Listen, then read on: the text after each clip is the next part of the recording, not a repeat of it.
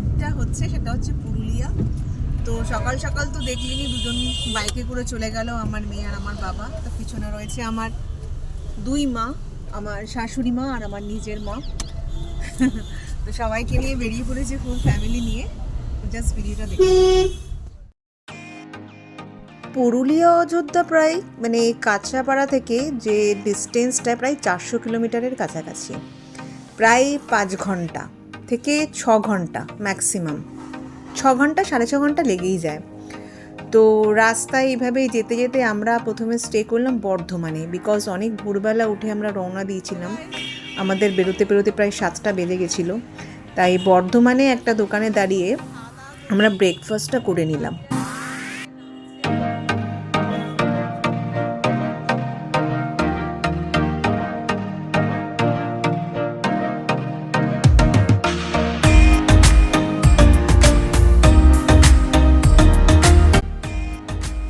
So Bardhaman থেকে breakfast করেই আবার বেরিয়ে পড়লাম, বিকজ অনেকটা পথ। তো এখানে মোটামুটি টোল ট্যাক্স দিয়ে আমরা প্রায় 5 থেকে 6 ঘন্টা পথ অতিক্রম করে শেষমেশে গিয়ে পৌঁছালাম পলাশবাড়ি।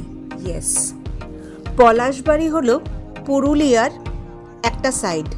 মানে যেমন অযোধ্যা হচ্ছে পুরুলিয়ার যেমন একটা প্রান্ত, একটা সাইড, তেমনি পুরুলিয়ার পলাশবাড়ি যেখানে রয়েছে বরন্তি, ঠিক বরন্তি হলো আর একটা সাইড। তো বরন্তিতেই হচ্ছে এই পলাশবাড়ি। এই পলাশবাড়ি কিন্তু সবথেকে নামকরা রিসর্ট। আপনারা গুগল নেটে সার্চ করলেও পেয়ে যাবেন। এই পলাশবাড়ি সবথেকে খাসিয়াত হচ্ছে পুরো ব্যাপারটাই, মানে পুরো মহলটাই হচ্ছে জঙ্গল। যারা নেচার, যারা জঙ্গল ভালোবাসেন তাদের জন্য এই এলাকাটা, এই জায়গাটা অবশ্যই আপনারা সবাই মিলে ফুল ফ্যামিলি নিয়ে আপনারা আসতে পারেন। আর সবথেকে খাসিয়াত হলো এই পলাশবাড়ির, মানে চারদিকে কিন্তু পলাশ গাছে ভর্তি।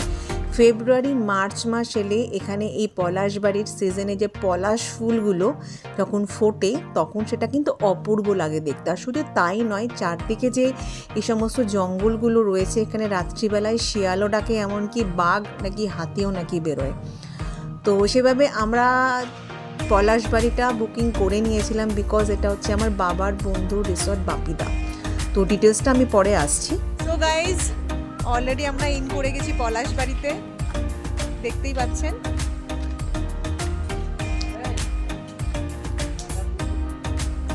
এটা হচ্ছে পলাশবাড়ির এক সাইডটার এলাকাটা, মানে আমি জাস্ট দেখাচ্ছি, মানে বিশাল বড় এরিয়া নিয়ে পলাশবাড়িটা, চারদিকে শুধু জঙ্গল আর জঙ্গল। ঠিক আছে, তো এই জঙ্গলের ভেতর ডেফিনেটলি আমি ঢুকতে পারবো না, পুরো ওপেন। পিছন দিকে রাস্তা রয়েছে, ক্ষেত রয়েছে, এটা হচ্ছে একটা সাইড। তা মোটামুটি আমি ঘুরে দেখাচ্ছি, জাস্ট দেখতে থাকুন। চারদিকে অপূর্ব সুন্দর গাছপালা, মানে পলাশ গাছে মানে ভর্তি রয়েছে। আর এখানকার ঘরগুলো কিন্তু মাটির ঘর, ঠিক আছে, মাটির ঘরের ওপর অপূর্ব সুন্দর কারুকার্য করা, ডিজাইন করা, খুব সুন্দর কটেজের মতন। হ্যাঁ, তো অনেকজন মিলে যদি যারা ঘুরতে যাবেন, ঠিক আছে, তো সবার জন্য একটা রুমেও অনেকগুলো বেড রয়েছে, একসঙ্গে থাকতে পারেন। প্লাস সিঙ্গেল বেডও রয়েছে, যে যেরকম ঘর নেবেন, যারা যতজন যেভাবে থাকবেন তো সেভাবে থাকতে পারেন। এই জায়গাটা কিন্তু পুরোটাই জঙ্গল, আমি আপনাকে দেখাচ্ছি। চারদিকে শুধু জঙ্গল, গাছপালা আর গাছপালা। দিনের বেলায় যেমন নিস্তব্ধ, রাতের বেলাতেও কিন্তু অপূর্ব সুন্দরের পরিবেশ। চারদিকে ঝিঝি পোকার ডাক, রাত্রি হলে শিয়ালের ডাক, তো জাস্ট দারুণ।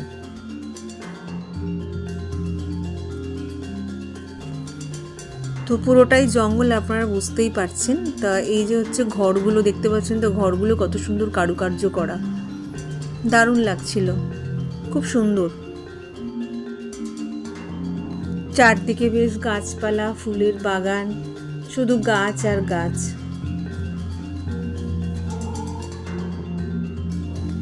এরপর পলাশবাড়িতে এসে তো আমরা দুপুরে ফ্রেশ হয়ে আগে লাঞ্চ করতে বসে গেলাম, ঠিক আছে। লাঞ্চে এখানে সবথেকে পলাশবাড়ির খাসিয়াত হচ্ছে পার হেড 1200 টাকা। 1200 টাকায় 4 বেলা আপনি পেট ভরে খেতে পারবেন, ঠিক আছে। দুপুরে আমাদের মাছ ভাত, ডিম ভাত, চিকেন ভাত, যে যেটা খাবেন অর্ডার করতে পারেন। সো দুপুরে খাওয়া দাওয়ার পরে আমরা একটু রেস্ট নিয়েই দুপুর বিকালের দিকে আমরা একটু বেরিয়ে পড়েছিলাম এই লেকটাতে, যেখানে সানসেটটা বিকেলে কিন্তু খুব ভালো দেখা যায়। নদীতে এসে পড়েছে, তো এটা হচ্ছে অরিজিনাল সূর্য যেটা আমি দেখাচ্ছি। দেখতে পাচ্ছেন তো কি সুন্দর লাগছে, দুটো প্রতিচ্ছবি, মনে হচ্ছে না দুটো সূর্য, এত সুন্দর লাগছে মনে হচ্ছে না দুটো সূর্য। পুরুলিয়ার কিন্তু বরন্তিতে হচ্ছে এটাই বিশেষত্ব যে এখানকার ভিউজ এত সুন্দর দেখতে লাগে যে মানে বলার মতন না। বাকিরা সব গাড়িতেই বসে রয়েছে, ঠিক আছে, ওরা তো জাস্ট এই লেকটাতে কিছুক্ষণ কাটিয়ে আমরা সন্ধেবেলার দিকে বাড়িতে ফিরে এসেছিলাম। সো আজকে তো সন্ধেবেলা হয়ে গেছে, বাইরে টারে ঘুরে এসেছি আমরা, জাস্ট বরন্তিতে গেছিলাম, সানসেট, খুব সুন্দর সানসেট দেখলাম, রুমে সবাই বসে আছি। তো পরিচয় করার একজন স্পেশাল মানুষের সঙ্গে, যে উদ্দেশ্যে এখানে আসা, যার জন্যে মানে যেখানে আমরা এসে উঠেছি, পলাশবাড়ি, এটা পুরুলিয়া বরন্তির খুব বিখ্যাত একটা রিসর্ট, ঠিক আছে। তো তার যে ওনার আমার বাবার খুব ভালো বন্ধু, ক্লোজ ফ্রেন্ড, তো মিট বাপিদা। বাপিদা হচ্ছে পলাশবাড়ির ওনার। তো পলাশবাড়িটা আমি অবভিয়াসলি আমি ঘুরে দেখিয়েছি, তো সবাই এখানে আসবেন। আই হোপ মানে মোবাইলে যারা দেখেছেন আমার ইউটিউবে যারা ভিডিও, অবশ্যই তাদের খুব পছন্দ হয়েছে, তো অবশ্যই এখানে আসবেন, বাপিদার সাথে কন্ট্যাক্ট করবেন, আমি কন্ট্যাক্ট নাম্বার ইউটিউবে দিয়ে দেবো ভিডিওতে। তো বাপিদা কিছু বলো একটু পলাশবাড়ি সম্পর্কে, তোমার কত বছরের পুরনো, মানে কতদিন? এটা মোটামুটি তা 25 বছরের পুরনো হয়ে গেল। 25 বছরের পুরনো, আচ্ছা আচ্ছা। তার আগেও ছিল, তবে 25 বছর মোটামুটি সবাই গেস্ট আসতে আরম্ভ করে এখানে। আচ্ছা, আর মোটামুটি এখানে পার ডে কি রকম কি খরচা আছে একটু বলে দাও। পার ডে মোটামুটি 1200 টাকা করে থাকা খাওয়া নিয়ে, মানে পার হেড আর কি পার হেড। আচ্ছা, তো এখানে খাওয়া দাওয়াটাও কিন্তু খুব ভালো। অবভিয়াসলি আমি লাঞ্চে আমি দেখিয়ে দিয়েছি যে দুপুরে যখন খাচ্ছিলাম পোস্ত, ডাল, ভাত, ভাজা, প্লাস তার সঙ্গে মাছ। তো রাতের ডিনারেও আমি কিছু দেখাবো যে চিকেন ফিকেন থাকে। তো খাওয়া দাওয়াও কিন্তু এখানে খুব ভালো। তো এখানে শীতকালে যেমন ঠান্ডাটা জমিয়ে পড়ে, গরমকালেও কিন্তু বেশ ভালোই গরম থাকে, কিন্তু এই জায়গাটা এতটাই মানে জঙ্গলমহল একটু পরিবেশ, তো আমার মনে হয় না এই রুমগুলো কিন্তু বিভৎস ঠান্ডা, তাই তো। তো গরমকালেও মনে হয় না যে ততটা গরম এখানে আমরা ফিল করতে পারবো, বা গরমের মধ্যে যদি আমরা আসি। কিন্তু শীতকালের এখানে দারুণ অসাধারণ পরিবেশ। আর সব থেকে যেটা মিষ্টি লাগে, ফেব্রুয়ারির শেষে মার্চের প্রথমে যখন এই পলাশবাড়ির যেটা বিখ্যাত মানে পুরো গার্ডেনটাই কিন্তু মানে বাইরের জঙ্গলটা পুরো একদম মানে পলাশ গাছে কিন্তু ভর্তি, তখন সেই টাইমটা দেখা যায় পলাশ ফুলের ছড়াছড়ি, তাই তো। তো পুরো মানে রিসর্টটায় কিন্তু একদম পুরো লাল হলুদ পলাশের মানে মার্চ মাসে একদম পুরো ভরে থাকে এই রিসর্টটা, আর দেখতে কিন্তু অসাধারণ আর অপূর্ব লাগে। আর যেহেতু আমরা জানুয়ারি মাসে এসেছি, তো সেই ক্ষেত্রে কিন্তু আমি সেই পলাশের বাগানটা আমি শো করতে পারলাম না, কিন্তু বাকি কিন্তু এখানে জাস্ট অসাধারণ এবং অপূর্ব, তাই তো বাপিদা? একদম। আর কিছু বলো। না, সবাই আসবেন ইকো মানে ট্যুরিজমটা দেখার জন্য, একদম, স্পেশালি মার্চ মাসটা পলাশের জন্য, একদম। আর এটা পুরোপুরি একটা ফ্যামিলি রিসর্ট। আচ্ছা, একদম। তো সেক্ষেত্রে আমি অবভিয়াসলি দেখিয়ে দিয়েছি এখানকার রুমগুলো, ঘরগুলো। তো ডেফিনেটলি আমি আবার পরে আরও অনেক কিছু শো অফ করাবো। থ্যাংক ইউ বাপিদা। আমরা যে রুমটাতে ছিলাম সেই রুমের বাইরে সন্ধেবেলাতে জাস্ট এরকম একটা মানে জাস্ট ডিজাইন করা রয়েছে গ্রাম্য পরিবেশে, তো তার সাথে লাইটও জ্বলছে। এটা রুমের বাইরেটা সত্যি খুব সুন্দর, আর রাতের পরিবেশ তো জাস্ট অসাধারণ, ফাটাফাটি, জাস্ট অন্ধকার, পুরো সন্ধে নেমে গেছে।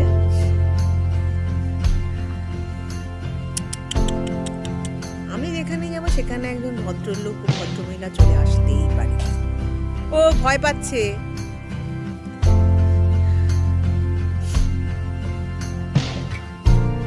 কি অপূর্ব না। সন্ধেবেলায় নাস্তায় আমাদের ছিল এটা জাস্ট ফুলকপি দিয়ে পাকোড়া, মুড়ি, চানাচুর, এই সমস্ত। আর তার সাথে সন্ধেবেলাতে আমরা এই ঠান্ডার মধ্যে এনজয় করলাম বনফায়ার। আর এই যে সময়টা এখানে কিন্তু পুরুলিয়াতে মানে বরন্তিতে প্রচণ্ড ঠান্ডা ছিল।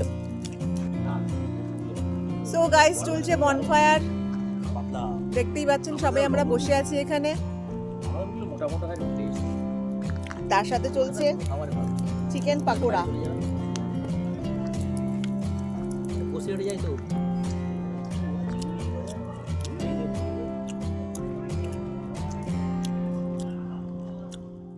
সো রাতটা কাটানোর পর পরের দিন আমরা দেরি না করে সকাল সকাল বেরিয়ে পড়লাম অযোধ্যা। তো সেখানেও পাহাড়ের ওপরেই আমরা গেছিলাম। তো ওখান থেকে প্রথমে আমরা গেলাম মার্বেল লেক।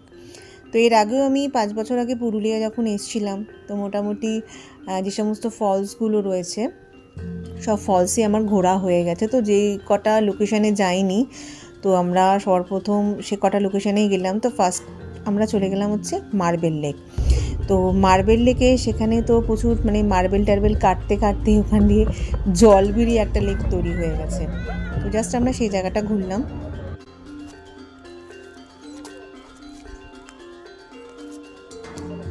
আমরা এখন রয়েছি মার্বেল লেকে।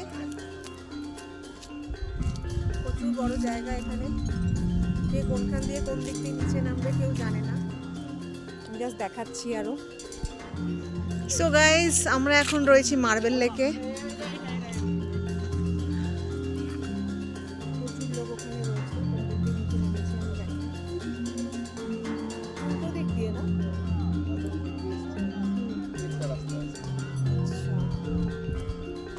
সো গাইস, মার্বেল লেকে আসার পথে রাস্তা দেখছিলাম প্রচুর আখের ক্ষেত। তো রাস্তায় রাস্তায় প্রচুর দেখছিলাম আখের রস বিক্রি হচ্ছিল। তো মার্বেল লেকেই জাস্ট একটা জায়গায় দাঁড়িয়ে পড়লাম, দেখলাম মেশিনে আখের রস হচ্ছে। তো না খেয়ে তো থাকতে পারলাম না, এখানকার আখের রস জাস্ট অপূর্ব ফাটাফাটি।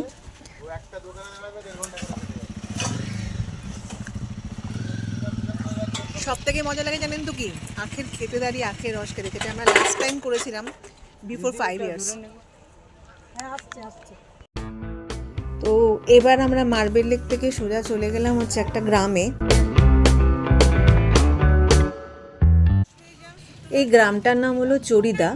তো মুখোশ গ্রামও বলা যায়, বিকজ এখানে পুরুলিয়ার যে মানে বিখ্যাত যে ছৌ ডান্স, যেটাকে কথকালি বলি আমরা, কথকালি ডান্স, ঠিক আছে। তো এখানকার মানুষ নিজের হাতেই এই সমস্ত মুখোশগুলো তৈরি করে। এই মুখোশগুলো কিন্তু কোনো মাটির না, এগুলো হচ্ছে শাল পাতা কাগজ দিয়ে তৈরি মুখোশগুলো। ভীষণ হালকা আর প্রচণ্ড কিন্তু কস্টলি।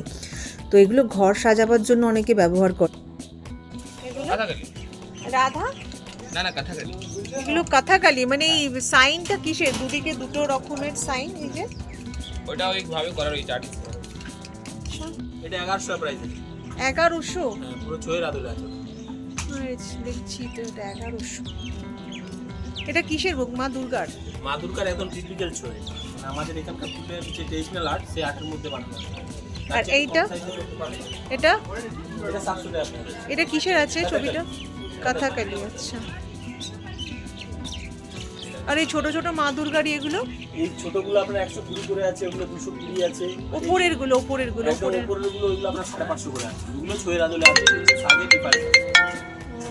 সো গাইস, আমি এটা নিলাম, কিরকম লাগছে?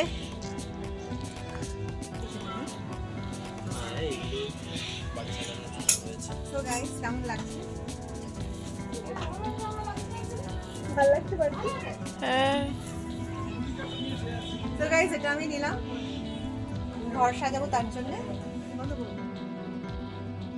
সো গাইজ, চরিদা থেকে মুখোশগ্রাম থেকে মুখোশ টুকোশ কেনার পর রাস্তায় বেরিয়ে একটা দারুণ ব্যাপার হয়ে গেল। আমরা কিন্তু এখানকার পুরুলিয়ার যে ছৌ ডান্স, ঠিক আছে, সেইটা আমরা রাস্তার মধ্যে কিন্তু পেয়ে গেলাম।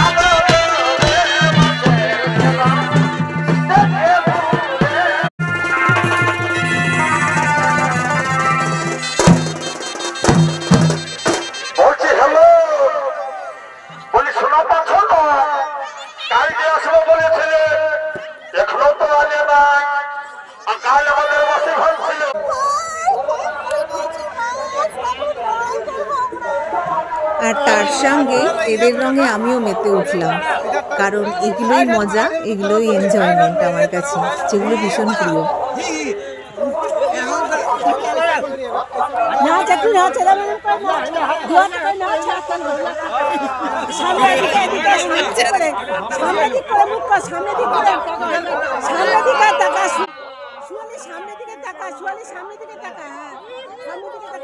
সত্যি দারুণ মজা করলাম এদের সাথে, মানে ভাবিনি যে এইরকম একটা ভাবে আমি এনজয় করতে পারবো এদের সাথে। তো সত্যি এগুলো স্মৃতি হয়ে রয়ে গেল আমার কাছে। খুব চেষ্টা করলাম ওদের মতন স্টাইল নিয়ে কিছু অ্যাটিটিউড করার, বাট খুব একটা ভালো হলো না, কারণ ওরা যতটা এগুলোতে এক্সপার্ট, ডেফিনেটলি আমরা অতটা পারবো না। প্রায় এইভাবে একটা দিন কাটানোর পর নেক্সট দিন আমরা বেরিয়ে পড়লাম বিষ্ণুপুর। এই যে ফরেস্টটা দেখছেন এটা কিন্তু ওয়েস্ট বেঙ্গলের জয়পুর ফরেস্ট, মানে বনলতা জয়পুর, যেটাকে বলে জয়পুর বনলতা। তো চারদিকে এদিকেও জঙ্গল, এই জঙ্গলের পাশ দিয়েও নাকি হাতি বেরোয়। তো হাতিগুলো যখন বেরোয়, মানে হাতিগুলো যখন এপার থেকে ওপারে যখন পাস করে, তখন নাকি বলে দুটো হাতি নাকি দুদিকে রাস্তায় নাকি শুয়ে পড়ে, আর বাকি হাতিগুলো নাকি পাস করে, যাতে পাবলিক যাতে ওদেরকে যাতে ডিস্টার্ব না করতে পারে।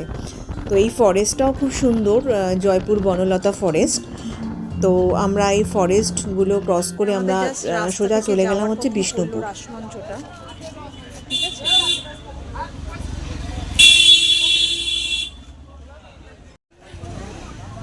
সো গাইজ, এটা হলো রাসমঞ্চ। আমরা আর ভেতরে ঢুকবো না, ঠিক আছে, মোটামুটি বাইরে থেকে এটা আমি শো অফ করিয়ে দিলাম। সো গাইজ, পুরুলিয়া বরন্তি হয়ে আমরা নেক্সট ডেতে চলে এসেছি বিষ্ণুপুর। তো বিষ্ণুপুরে এখানে আমরা যাব হচ্ছে দলমাদল কামান আর ছিন্নমস্তা মায়ের মন্দিরে। তো জাস্ট আমরা লোকেশনে নেমেছি, দেখতেই পাচ্ছেন এখানে বেশিরভাগই সব লাল মাটি বাঁকুড়া বিষ্ণুপুরের।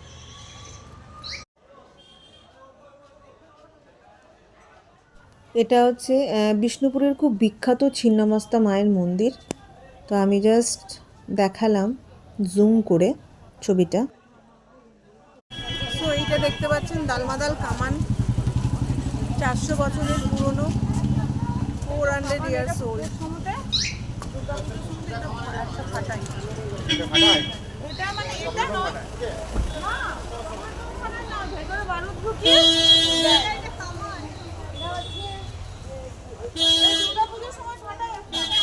অনেকে নাকি বলছিল নাকি দুর্গাপুজোর সময় নাকি কামানটাকে ফাটানো হয়, কামানে বাজি ঢুকি, দালমাদাল কামান। দেখতে পাচ্ছি নিশ্চয়ই কিন্তু কিছু সিল করা, এরকম করে ইউজ করে।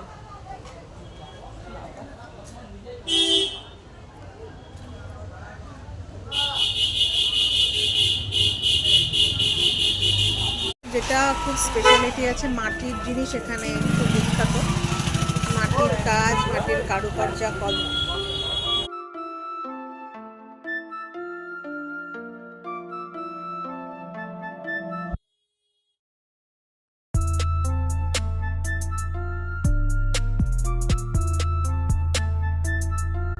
সো এখানকার মাটির জিনিসগুলো আমার খুব পছন্দ হয়েছে।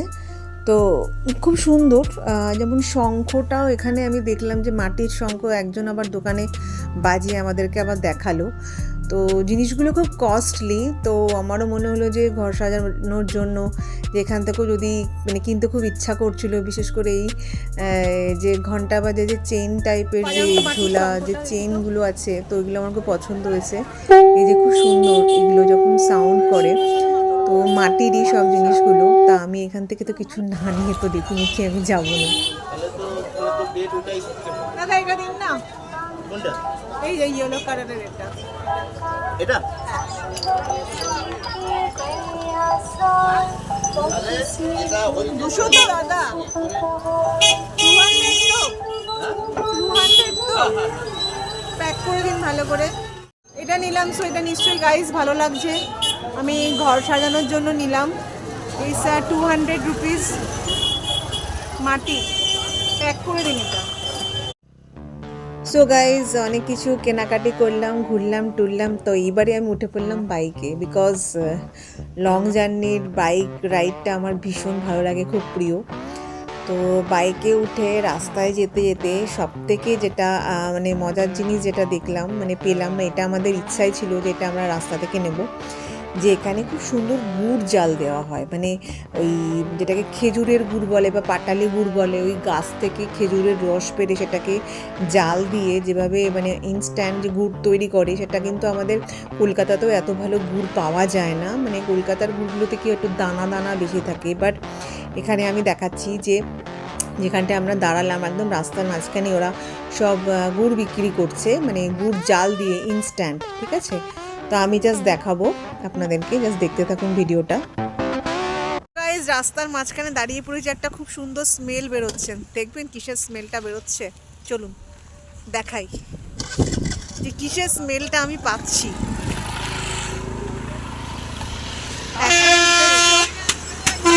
এখানে দাঁড়ানো, দেখুন কি হচ্ছে এখানে। দেখতে পাচ্ছেন এটা কি হচ্ছে? এটা হচ্ছে রস ফোটানো হচ্ছে, রস রস ফুটিয়ে গুড় হবে, গুড়, খেজুরের গুড়। দেখতে পাচ্ছেন? আর কি সুন্দর স্মেল। সাদা কারণ লাল চা এই তো হচ্ছে আপনার রস কোথা রস রস, এই তো রস খাবো, এমনি প্লেন রস। দেখতে পাচ্ছেন কত সুন্দর, এত সুন্দর স্মেল যে বলার মতন না। আহ, কি দারুণ স্মেল। মেন রোডের সামনে এখানে এইভাবে গুড় জাল দেওয়া হয়, গুড় না মানে রস জাল দিয়ে গুড় তৈরি করা হয়। তো আমরা এই জায়গা থেকে মোটামুটি 7.5 কিলো টোটাল গুড় নিলাম সবাই মিলে। আর তার সাথে কিনে নিয়েছিলাম বাঁকুড়া বিষ্ণুপুরের ঘি। 300 টাকা দাও না। স্মেলটা তো ভালোই আসছে, ভালোই হবে ঘিটা। এই ঘি যদি আমাদের কাছপাড়াতে কিনি বা আমাদের কলকাতাতে কিনি মোটামুটি 300-400 দাম নিয়ে নেবে। তো এখানে বার্গেনিং করে 150-তে পাচ্ছি। দেখা যাক তারপরে হেলদি কিনা সেটা খাওয়ার পরে বোঝা যাবে বাড়ি গিয়ে। বহুদিন থাকবে না কাছে। সো গাইজ, পুরো 2 নাইট 3 ডেজের আমাদের এই টোটাল প্রোগ্রামটা ছিল। পুরুলিয়া, অযোধ্যা, বিষ্ণুপুর, বরন্তী। তো এইভাবেই আমরা জার্নিটা শেষ করলাম 2 ডেজের ঘোরাতে। তো সবার যদি ভিডিওটা ভালো লাগে বা আপনাদের কেমন লাগলো অবশ্যই একটু লাইক কমেন্টস করবেন। আর পুরুলিয়ার মানে বারন্তীর পলাশবাড়ি ইকো রিসর্টে কিন্তু অবশ্যই যাবেন।